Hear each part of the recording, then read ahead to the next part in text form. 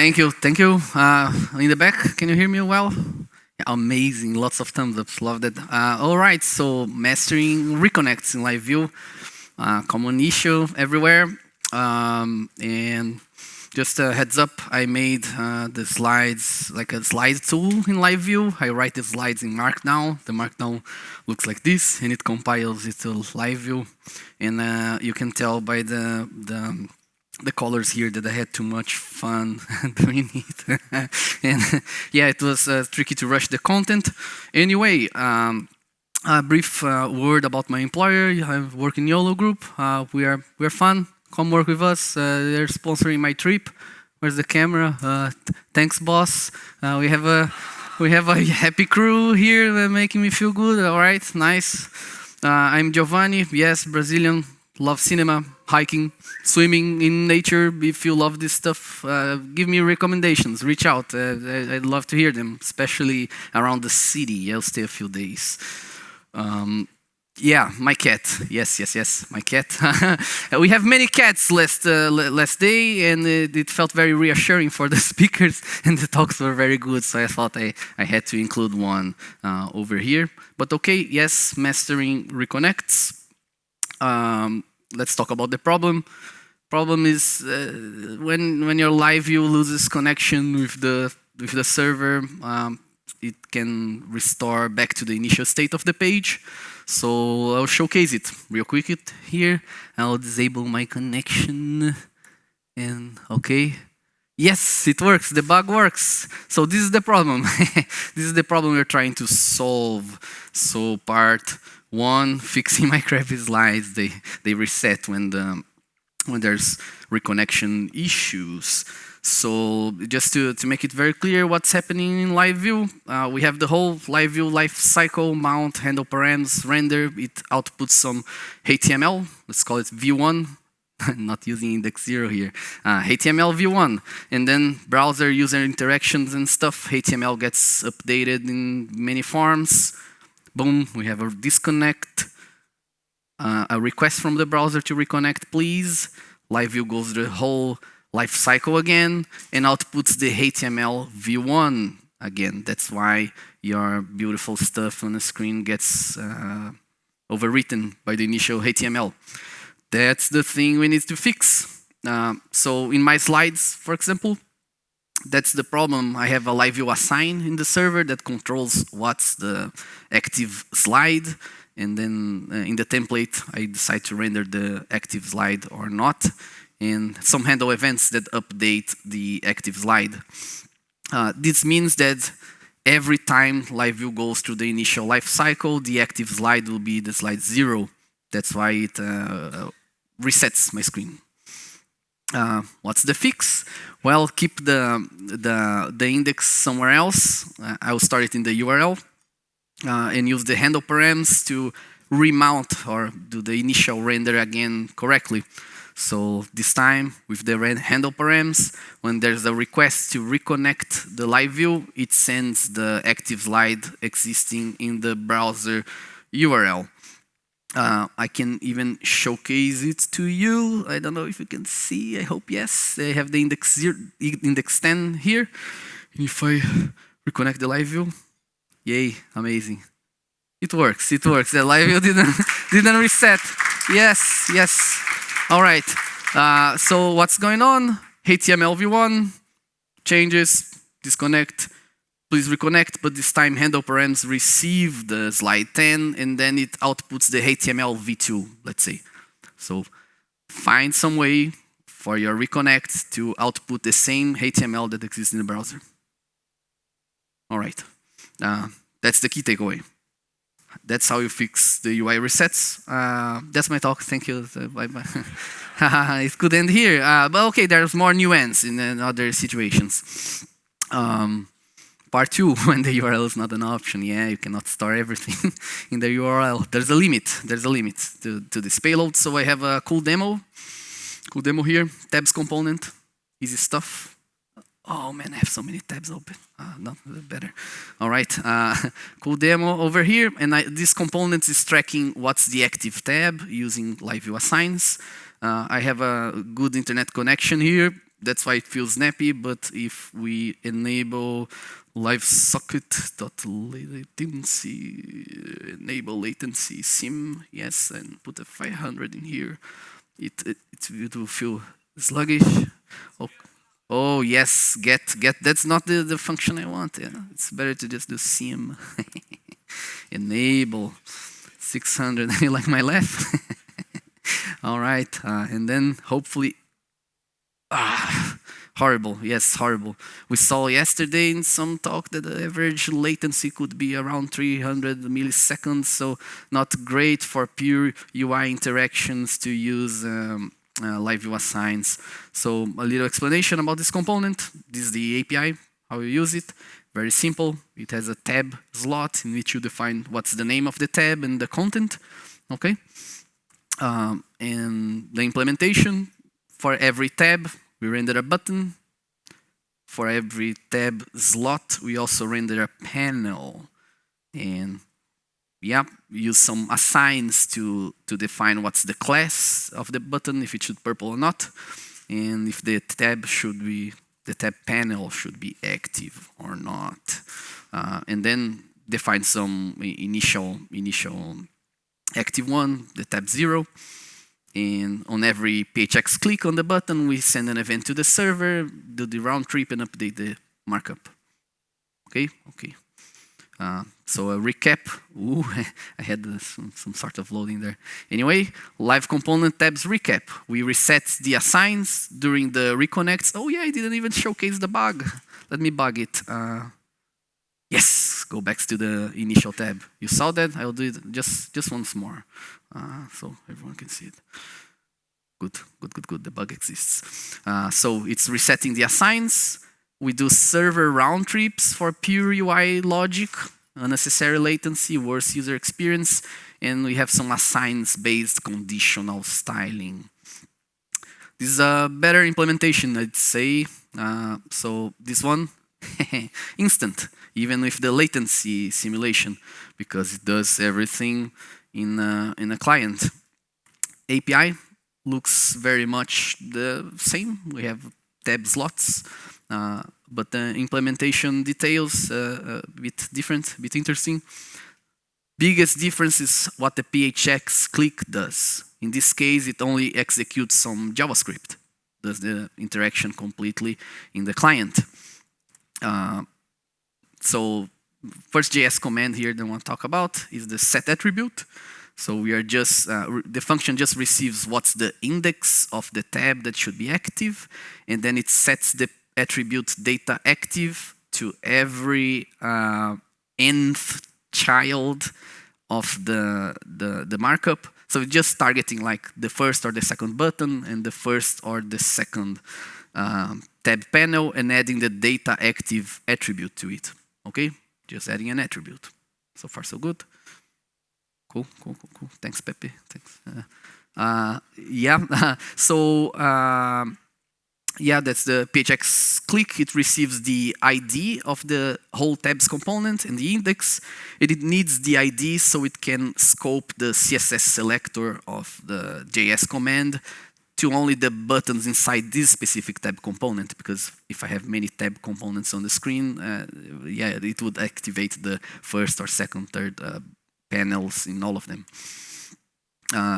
So we also have to define an initial value for the data active, because that's what's defined if the tab is active or not. And if I didn't add this data active on the first render, then the component will show up with no tab panel and no button active. And that's how the styling is done, purely through CSS conditional styling. So over here, Tailwind CSS is just saying, well, if this component has the data active attribute, make the BG purple. If the tab panel has the data active attribute, make it display block, otherwise display hidden. So the styling lives completely in the client. The other JS commands that we execute, so the JS commands are composable, you can pipe one into the other. This one is very interesting, it's the js.exec.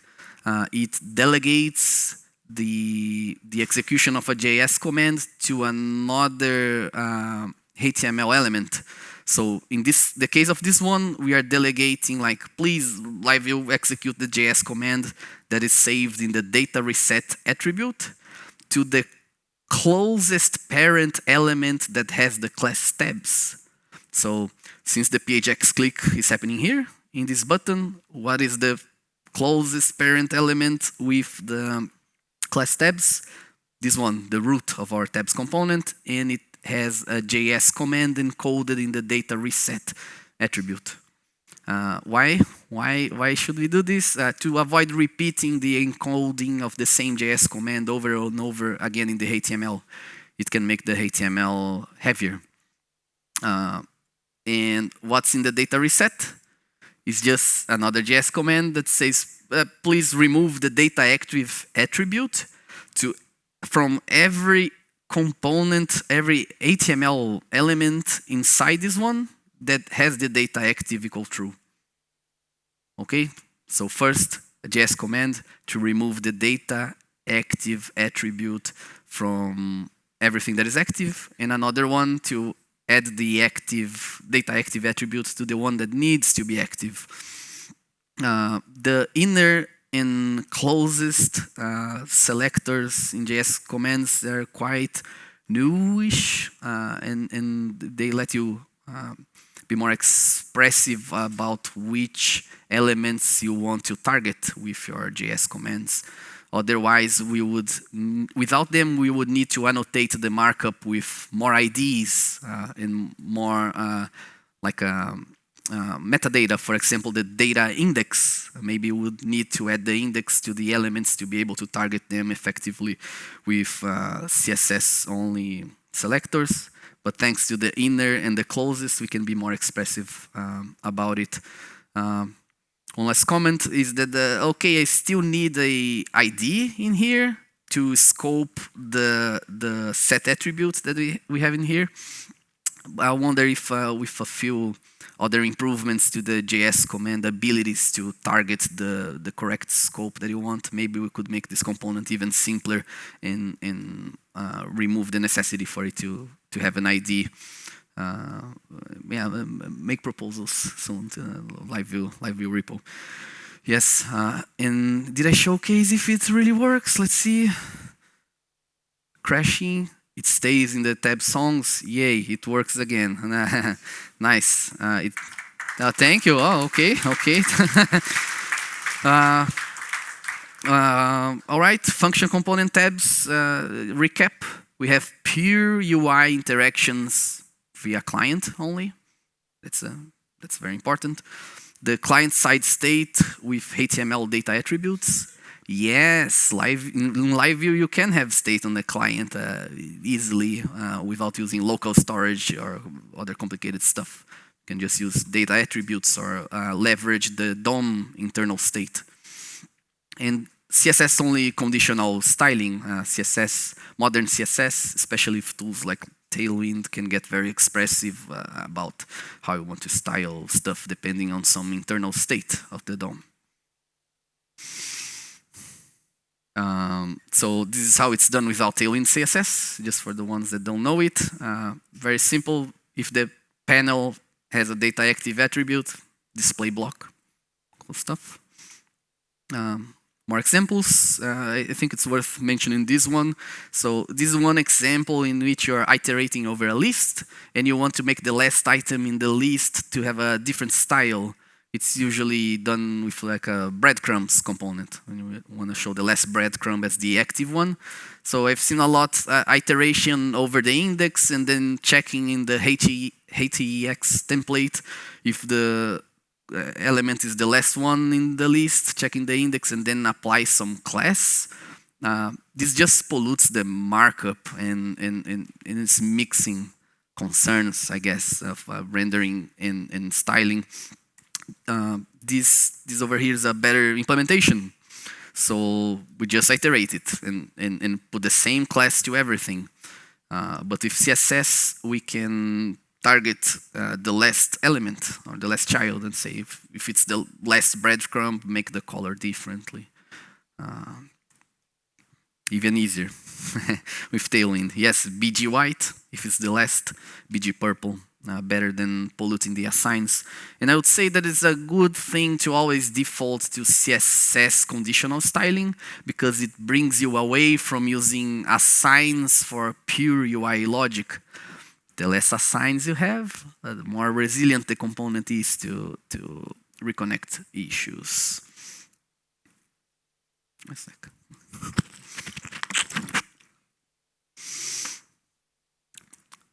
One more. Okay, just one more. Just need one more CSS example. This is the code that I have in my slides. This CSS is saying make the opacity 50%. In the code blocks, don't have the data active attribute.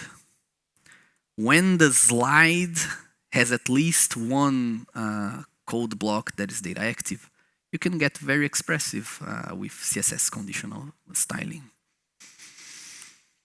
Key takeaways: use the DOM as a client data store. And prefer CSS for conditional styling over assigns spaghetti. I think part of my point here in this presentation is that making your LiveView more resilient to reconnects will also make your overall software design better, right? To improve other things as well. User experience, for example, and separation of concerns. Ooh, this is a spicy one. Okay, sometimes the assigns are unavoidable, right? I faced this twice. I think in the company we had a few cases. Yes, Pepe, yes. So one case was a payment flow where the user would be stuck in a model that shows like a waiting for you to approve the payment in some other app, and then in mobile they would navigate to the other app, and for battery saving settings, LiveView would drop the WebSocket connection while the user was in another app approving. And then when they come back to our application, they should see the loading state and then say, oh, you got approved. But connection would reset and they would reset back to the initial state of the payment flow. I wanted to make a tiny demo for it, but I had too much fun playing with the colors and stuff. So yeah, okay, maybe in this case the assigns could have been avoided, I think, if we had driven the UI using JS commands in the first place. I think we mixed up too many assigns in there. But it would be too much refactoring to use JS commands, so we fixed with the technique that I'm about to show. And just one more example, we had another application which would render an iframe, and in the mount function it would regenerate the iframe URL. So when the customer reset the internet connection, their iframe would be replaced with a different iframe of initial state. Also not great.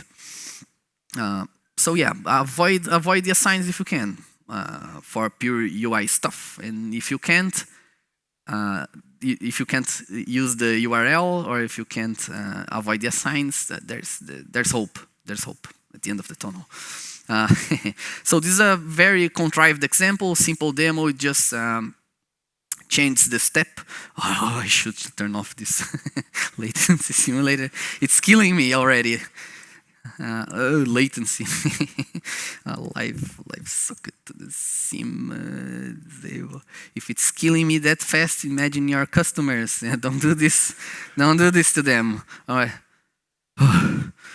Way better. Okay, so contrived example. I have an assign that tracks the letter in this stepper, 3 steps, 3 letters. Cool thing. It's very simple.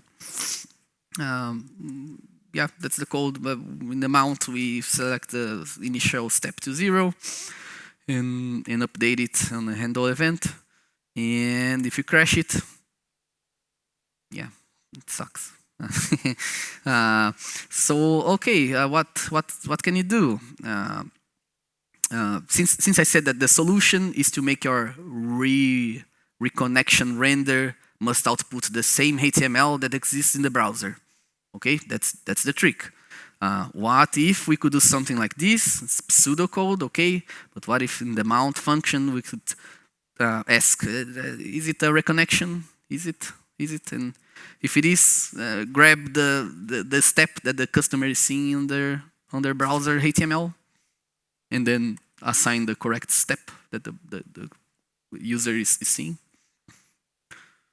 Turns out we can. Yay, yay, LiveView is great. It has all the tools. I love it.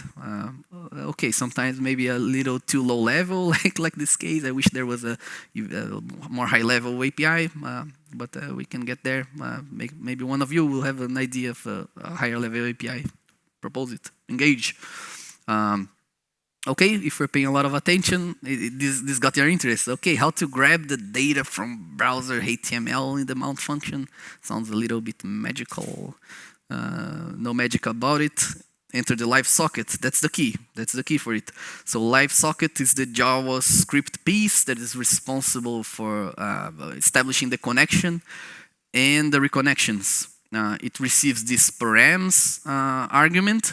In this example, it's just a static map that always sends the same value, the CSRF token, to the server. It accepts a function. I learned it reading the documentation. It accepts a function. It will be called on every reconnect. It receives the view as an argument, and the view is just the root HTML element of the live view. Okay, and you can modify it to send whatever piece of metadata you want. For example, in what step the user is in the flow that we do not want to overwrite. So in this case, I'm sending the step. I just get the step from the HTML.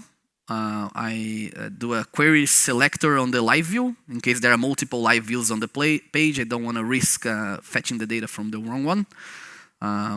And if you don't know this API, I learned it last year. Thanks, Salvatore. Yes, you teach me this one. You can access the data attributes with the .dataset attribute. And in the markup on a server, yes, just annotate the DOM with the stuff that you need to recover, and recover it in a live socket. Okay, the rest of the puzzle, quite simple. In the mount function, just call get_connect params to get all the params that you are sending with the live socket.connect. It receives some metadata, like the number of mounts. If it's bigger than 0, it means that it's a reconnect. Grab the step, profit. Okay, it's time for the truth. All right. Oof, does it work? Let's see. Of course it does. Oh, I love this. Hey! It's gonna... all right. Thank you. Recap then. Browser disconnects. Boom, very sad. Recover some data from the DOM. Please reconnect, and here's what the user doesn't want to lose. Read the connect params, send the correct HTML. No stress about it. No stress. Profit, only profit. Don't need to be stressed anymore about LiveView. Can be a source of pleasure and joy. Key takeaway: use the connect params to sync client state with server during reconnects. That was a weird delivery. Bonus surprise takeaway. Prefer I haven't figured out yet mindset over LiveView cannot do it. I've seen too many times people discarding too early what LiveView can do or not. Okay, it's a youngish framework. Sometimes you have to read the documentation daily to figure out how to. That's how I did it. I just had a compulsive habit of reading the whole LiveView documentation, and then I figured out how to connect the dots. But simple dots. Maybe could make a PR with a guide there. But yeah, we have the tools. Sometimes they're too low level. We can improve. We can get there. Thank you. Yeah, that's all. Great audience. Thank you.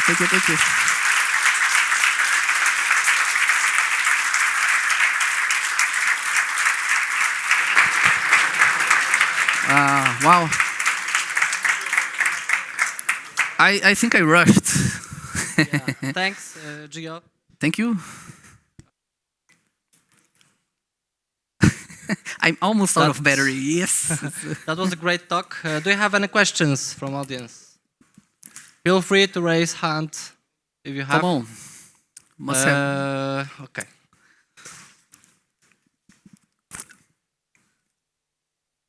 Hi. So the closest selector you showed, does it search like both in both directions Up, or up, only up? Okay. And the inner selector searches down. Okay, so the closest is basically like outer. Yes, I know the name's a little bit funky, but it's because of the DOM API. If you do element dot closest and pass a query selector, then it will search up. So it's based on the JavaScript API. Okay, thank you.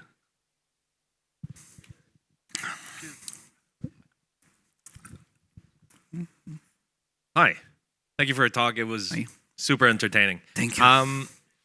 I do have a question in regards to how you flip the script of, I keep hearing a lot about avoiding JavaScript, trying to not mess with the DOM or have a different representation of the DOM. Do you have anything to say to people that are going down that line, whereas you're like sticking to your guns of like LiveView is a good solution, we can build better APIs on top of this?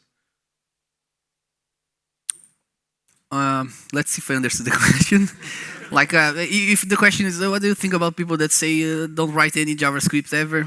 I would say nonsense. Nonsense. LiveView plays very well with the JavaScript stuff, especially with the JS commands, and you can write your own and make them composable. And okay, they could be more expressive. The inner and the closest selectors were great additions, and if we keep using it and feeling the pain and doing, let's say, interop, not interop only between the platforms, web and the server, but also interop with other people and communities and your friends and work colleagues around the world, then we can figure out ways to make JS commands even more expressive. I didn't show up the hooks, how to do reconnect and hooks, because it's just boring. There's a callback there, reconnect, and then you do everything you need. And yeah, we cannot escape doing client stuff if we don't want our users to be as upset as I was with with the latency simulator. Yeah, makes sense. Makes sense. I have a question.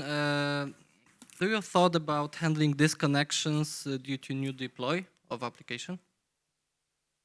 It's a problem or not? It happens, and all those techniques work with the reconnection, whatever is the case. I lied to you all. I wasn't shutting off my internet connection.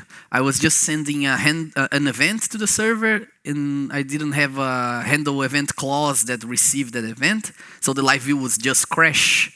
That's the easiest way to test LiveView reconnects. You don't have to suffer through the network. Just crash your LiveView. Because it's the same thing. It doesn't matter if it's a network problem or if the LiveView farted and exploded. It's the same. Perfect, thanks. Hey, yeah, first of all, thanks for such a great talk. Thank you. Yeah, I was wondering if you have any thoughts around automating this kind of testing, like you are testing manually, but if you have any thoughts around. Yes. So there's the last technique I showed. I'm missing a slide there. There are helpers in Phoenix Test to test this exact scenario. You can call put connect params in the test LiveView and then validate that it's actually producing the thing you want after. I wanted to show it. I had time. I had time to do it even, but I had too much fun with the slides. But yeah, you can test this last scenario, and the thing that you really can test that well, which I regret not mentioning in the presentation also, is the JS commands. You cannot write the XUnit test for the JS command interactions if they are like client only. If they are JS commands that push events to the server, LiveView is smart enough, LiveView test is smart enough to figure it out. But for that, I would recommend, like, if you have pure UI, do it purely on the client and separate it completely from anything that is data related and test it with Playwright. With browser tests, it's like you can afford end-to-end-ish tests for pure UI only components. Hi, Giovanni. I have a question here. Thank you for the talk. It was great. I'm wondering if you've had any of these reconnecting problems with kind of collaborative UIs where you have to share state between multiple clients. I didn't have any multiplayer experience, but if you have and want to share the problem, well, let's talk. I'd love to hear about it. Okay, we can talk later. Thank you. Yeah, but interesting case. Yeah. Hello, I have two very important questions. Number one, what did you use for the slides? Sorry, I'm standing in the I used the MDEX library by Leandro CP, and it's a great library. It runs some Rust NIF to compile the markdown, like to parse the markdown, and I have a abstract syntax tree of the markdown, and I just manipulate a little bit, like traverse the markdown and check if you have like the three minus signs. There is a line, a horizontal line usually in markdown. And for me, it's a break for a slide, and then I just call at the end, like grab this markdown abstract syntax tree, call it to HTML, it generates the HTML, and then you can just call eex.compile_string or something, and it will compile to LiveView. So I can write the LiveView in the middle of the markdown, and it just works. It was very low effort to make this. Okay, the animations and the colors and the shortcuts was like playing piano. This thing, I had so many of them. Was the hardest part, but I want to open source it soon. I didn't even have time to finish my slides. But yeah, like I used a tool in React World that did the same, but I wanted my I'm Elixir guy now, so I did it myself. Could call it live slides or something, and I bet everyone would use it. Like no one likes drag and dropping slides. It sucks. Writing the slides is way better.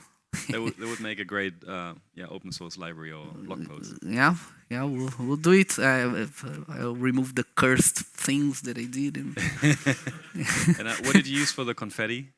Confetti, the JS confetti library. I think it's JS confetti. I even had more things. I have the question. Yes, any questions? Yeah, confettis are great. I'll put it in the open source version. Like you cannot opt out. It's a confetti for everyone. One more question. Do you think sending params on Reconnect from DOM could be standardized and included in LiveView by default? Yeah, that's what I dream of every day, what this API would look like, maybe a PHX reconnect annotation or something. I bet that we could find a higher level API that's comfortable to use, because this is too low level and hard to piece the pieces together if you didn't come to my talk. I see, thanks. Any questions? Okay, so I see no questions. So let's give once again a big warm round of applause for Giovanni. Thank you.